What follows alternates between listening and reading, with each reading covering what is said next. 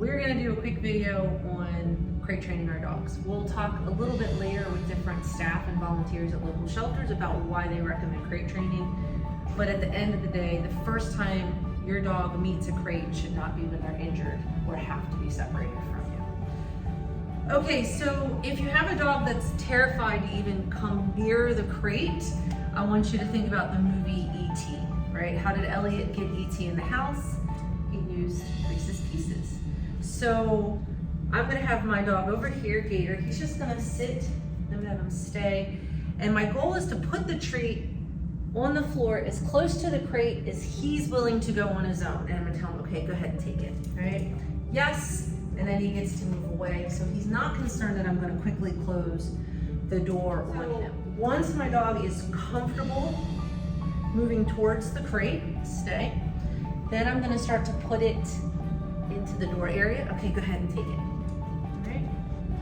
If you're using clickers, this is a great time to click, sit, stay, and my goal is to slowly get him to eat his way closer and closer to the kennel. All right, go ahead and take it.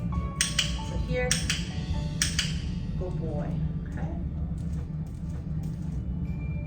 Now Gator is picking this up pretty quickly. It may take you several days to get to this point, and that's fine. Stay. So again, now I'm doing less out here, and I'm putting a chunk in there. All right, go ahead. Oh boy, nicely done.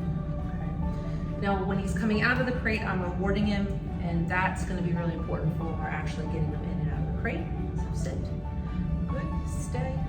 So now I'm here, here, a little bit more. Okay, go ahead. Good boy, yes, good boy. Now that I'm getting him into the crate easily, I'm gonna toss the tray in, click, when his back legs come in, yes, reward him with that high value treat when he comes out. So eventually what I'm gonna do is not actually pitch the treat in, but pretend to. There you go, click, and then when he comes out, he gets that high value treat. So I wanna start naming it. He's offering it on his own right now. Click, and treat. So I'm gonna name it when his back legs go in, kennel, and then reward.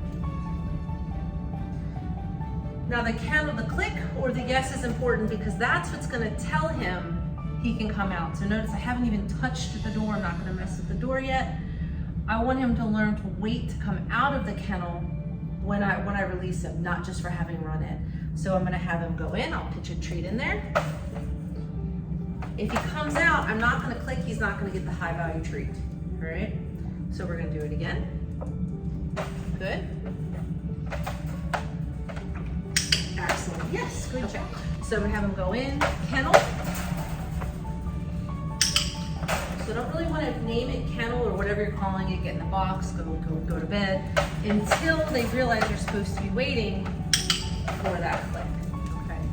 Because if they know they're waiting to be released, then it's a lot easier to start closing the door on them. All right, so once he goes kennel, since he knows he's waiting for a click to come out, I'm gonna close the door and then let him out, okay? So when I can do that pretty easily, okay, Gator, kennel. Okay. Now remember, every dog's gonna move at their own pace, so you may have a dog that you need to literally just have them go kennel and just touch the crate door gently before you click and treat, right? They may not be able to handle this huge jump of me even closing the door. Gator, touch.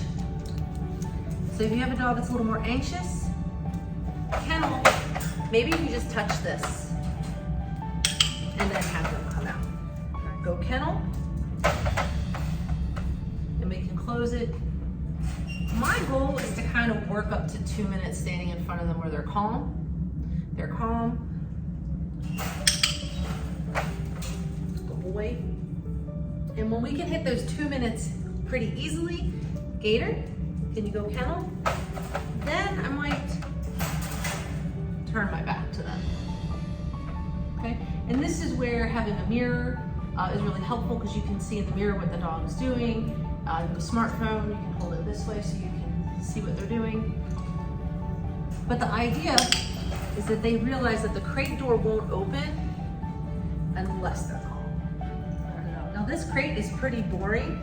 If my dog was gonna stay in here for any length of time, I would have 1 or 2 toys in here. I'd have a toy hanging from the top of the kennel for him to pull at. He thinks I'm cleaning the kennel, that's fine.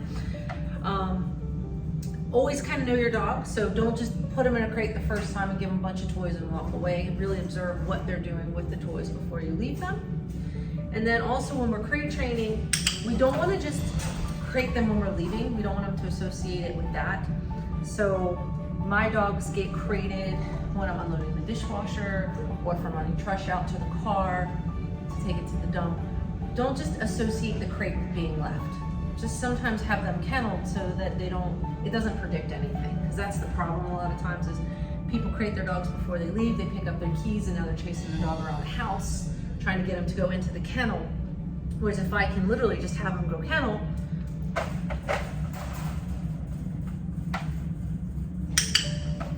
he just thinks it's a game in and of itself.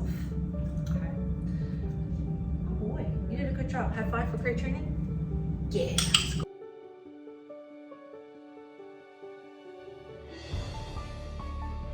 We have a question. So what would you do in the case that your dog is claustrophobic of tight spaces? So this is a good question. Sometimes just the top of a crate, just being trapped is too much. So don't forget those X pens, those metal X pens. They sell them at Petco and PetSmart, Tractor Supply. And I would recommend, if you're gonna just do the X pen, just make a hexagonal shape. Same thing, leaving the door open, having them run in and out of the crate, the X pen, until they're comfortable and you can close it. But then all of our puppies, we actually connect the X pen to the sides of the crate so that our dogs have the space, especially as puppies. They might have a potty pad set up, a food bowl, a water bowl, some toys, and then they can still go into their crate to rest. And I would also have it covered on all sides but the front so that they feel a little more secure. So that's a really good question.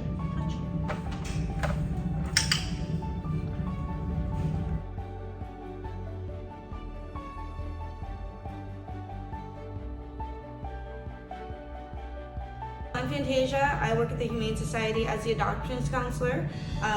The reason that I would crate train a dog is because it keeps your dog safe, protect your house, just in case. You always want to think just in case. Awesome, thank you. So I'm Aubrey. I'm a tech over here at the Humane Society Animal Clinic. I am a huge advocate for creating our animals. I think that it creates a safe space for them. It's also like a little cave, we like to say. Not only can it be used in a lot of training, if you are place training or just crate training in general, it's got a lot of benefits to it, especially when our creatures like to rough up our houses. That's a good thing to keep them in the crate for. But touching back on the house situation, we like to say that, it's a cave for them. So when they're feeling, anxious, anything, they like to, go into cover, and their crate can be a perfect spot for that. So that would be my big reason why to do that. All right, thank you. Mm-hmm. Hi, I'm Dr. Floyd, and I think that crate training is important, especially since living in Florida and hurricanes. It is great that your pets are adjusted to crates in case they ever need to be in one for any emergency, if you need to leave your house for anything, if you ever need anybody to come over to your house that they're not familiar with, they can be in their crate and they're comfortable with it. Awesome, thank you so much.